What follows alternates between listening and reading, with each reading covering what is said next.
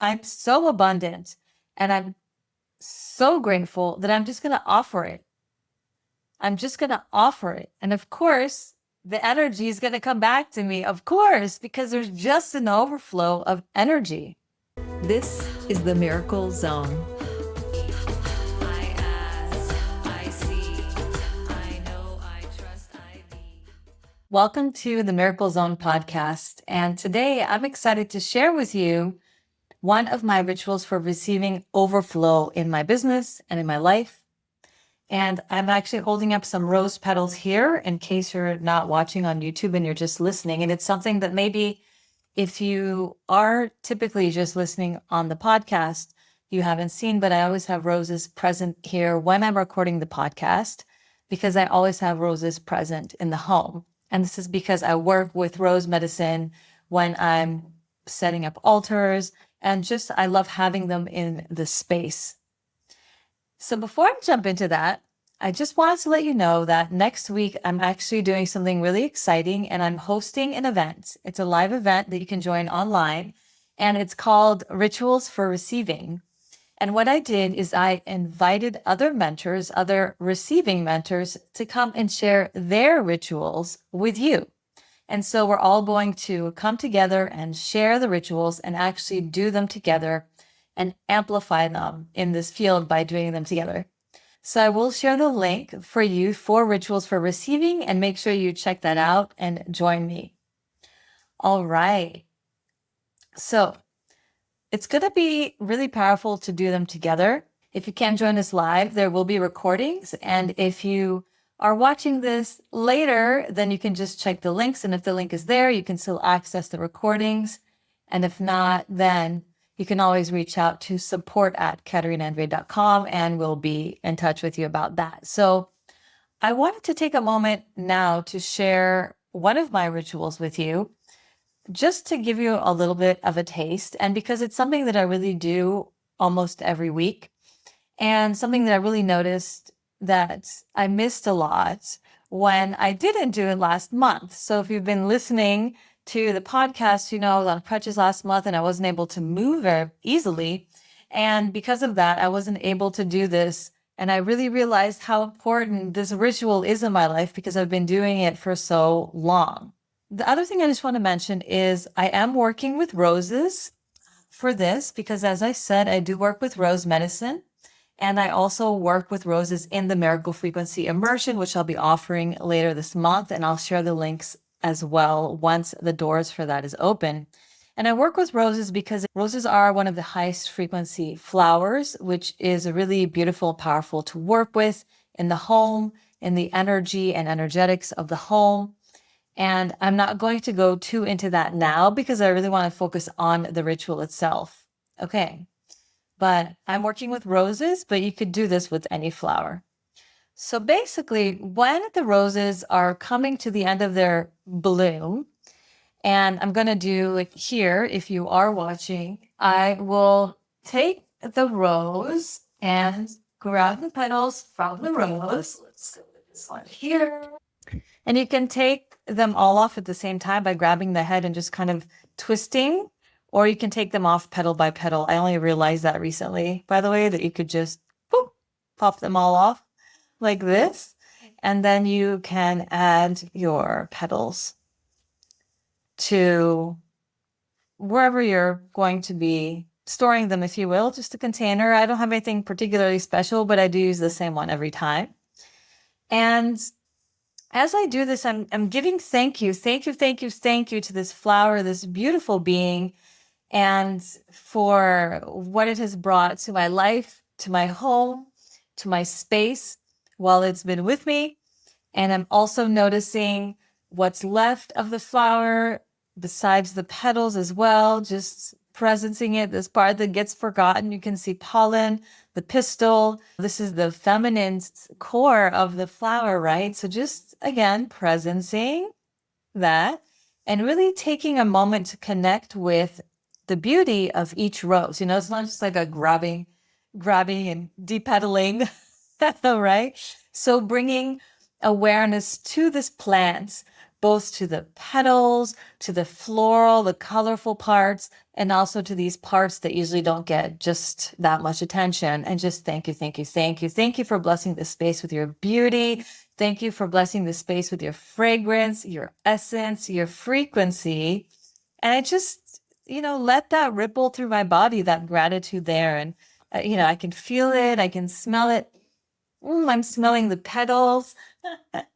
And then I will take these out and make offerings to the waters. So you can make offerings to the lands if you want, if there's no water near you, but I live close by to the ocean. And I was really intuitively guided to go and make offerings to the ocean. And it wasn't really a ritual that I concocted in advance. There was just this beautiful rock pool that I just always like to go to and meditate at. And I just built a relationship with this particular place and this connection. And one time I was at home with roses and it just came to me, why don't I make rose offerings here?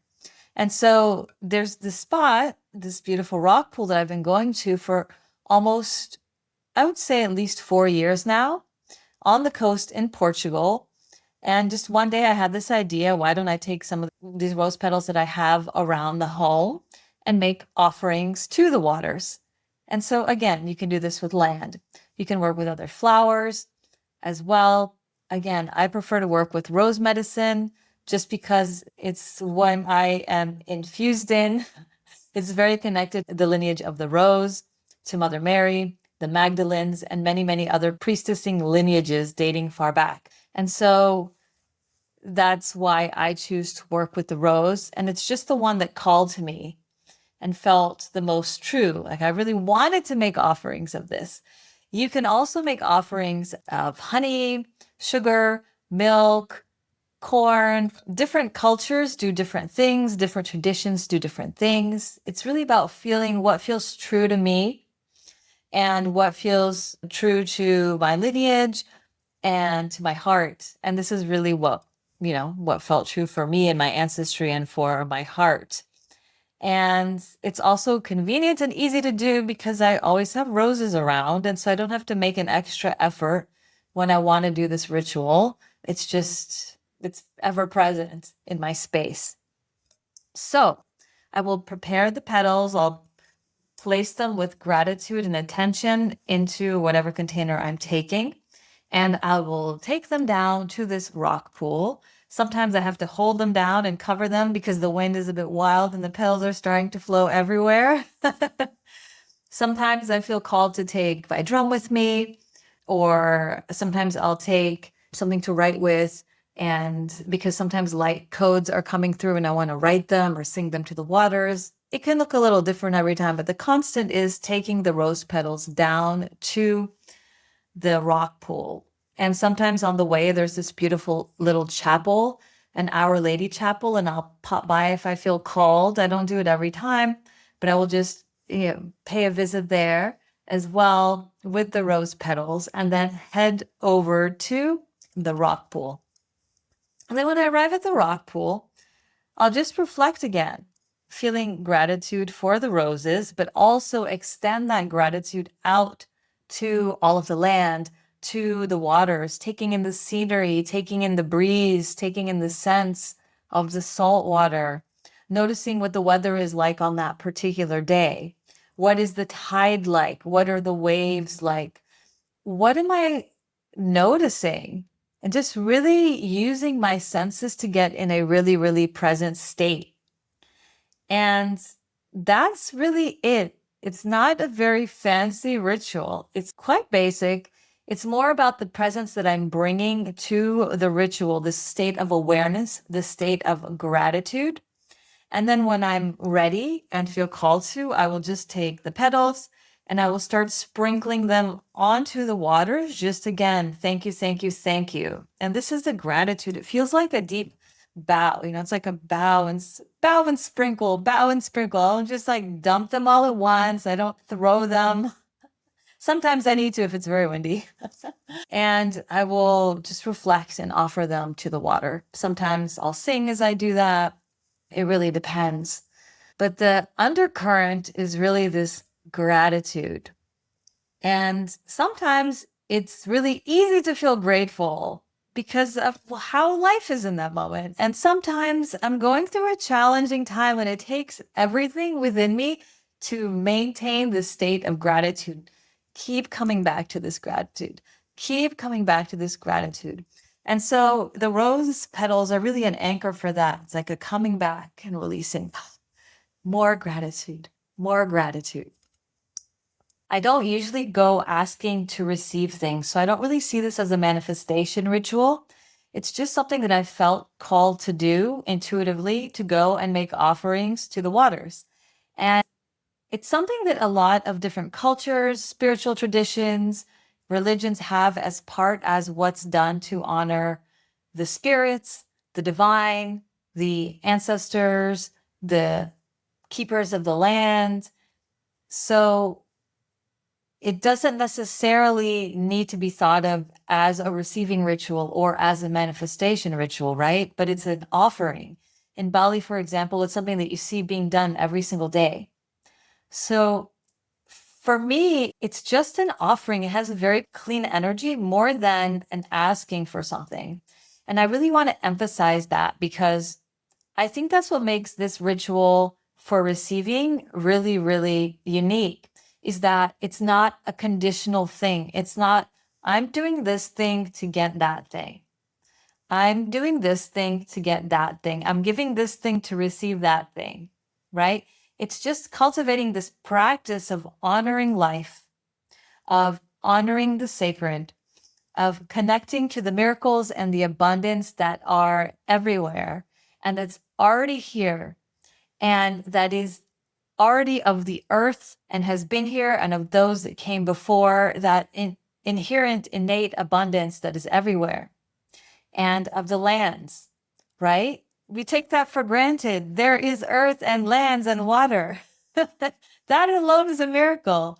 And so I think what we want to avoid when we're trying to create this beautiful energy of receiving, both for ourselves and our businesses and our lives, is to not make it a formula. Again, I give this, I get that. I do this, I get that. I visualize this, I get that, right?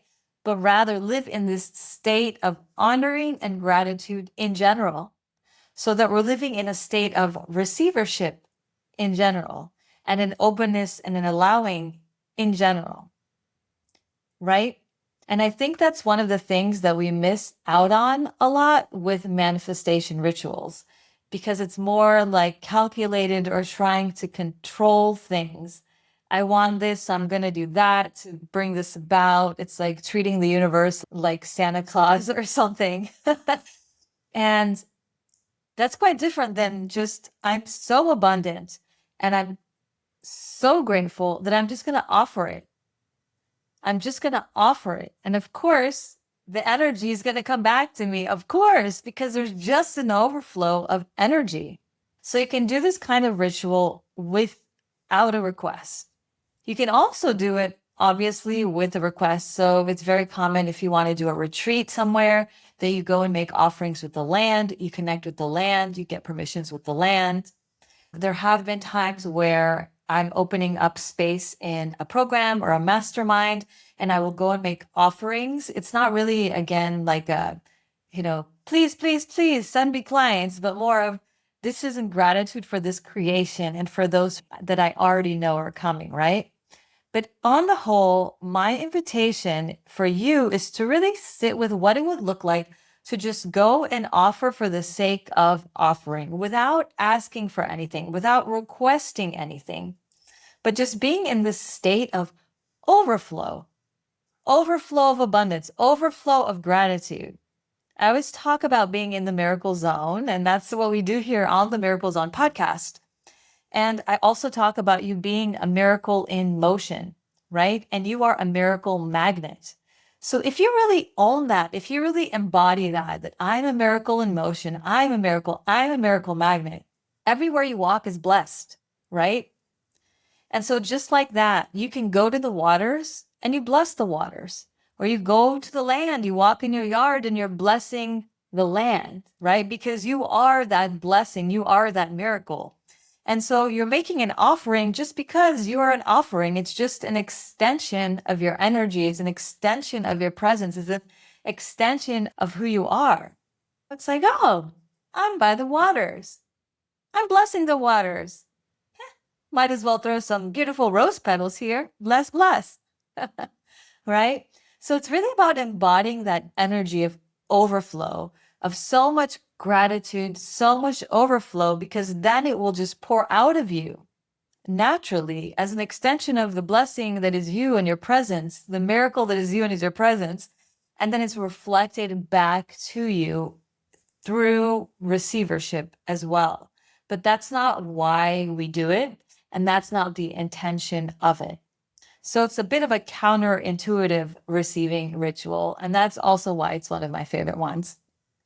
So that's my invitation for you, is to do this now. This is a beautiful time. If you are watching this as it's being released, it's Taurus season. It's a beautiful time to do ritual with the earth and with flowers and beauty and grace. Also, Venus has just gone into Aries. And so it's a beautiful time to do this with passion, your love and gratitude exploding out of you, fiery even. So it's a counterintuitive ritual, but it's really powerful, especially now that you can obviously do it anytime. And I usually do it every week because the flowers call for me. So that's my invitation to you. Again, you can work with roses or other flowers, whatever calls to you. Remember to really connect with them first. Remember to allow yourself to really, you can touch them, you can smell them, work with the senses, and get in that feeling in your body and see how that goes for you. I also want to invite you again to join me for Rituals for Receiving. It is free for now. You can check it out in the links, and you join me and other receiving mentors for other rituals like this. It's all going to be different receiving rituals.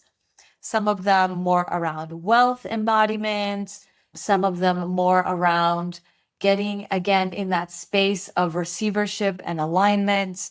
It's going to be very, very powerful. I'm so excited for these guest mentors that are going to be joining us. I know all of them very well. Some of them have been my mentors. Some of them have been or are my clients. Some of them, or all of them actually, are dear friends.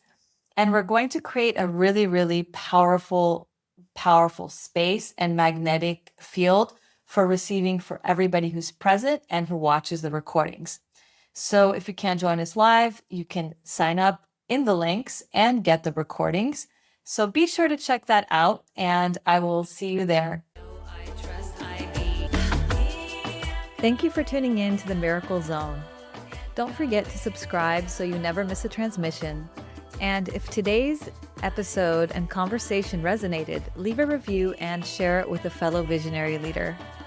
In the links, you can access my free Miracle Business Blueprint, the 7-part framework I use with my clients to create a thriving, scalable, and self-sustaining business that gives you more freedom, not less.